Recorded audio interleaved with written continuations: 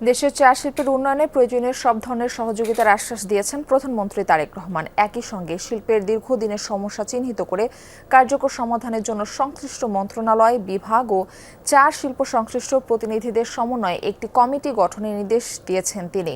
সচিবালয়ে প্রধানমন্ত্রীর কার্যালয়ে দেশের চা শিল্পের উন্নয়ন নিয়ে অনুষ্ঠিত এক সভায় এর নির্দেশ দেন তিনি। সভায় চা বাগান মালিক ও সংশ্লিষ্ট প্রতিনিধিরা উৎপাদন ব্যয় বৃদ্ধি, অর্থায়নের সংকট, জ্বালানি ব্যয় এবং আন্তর্জাতিক বাজারে সহযোগিতা ধরে রাখার চ্যালেঞ্জ তুলে ধরেন।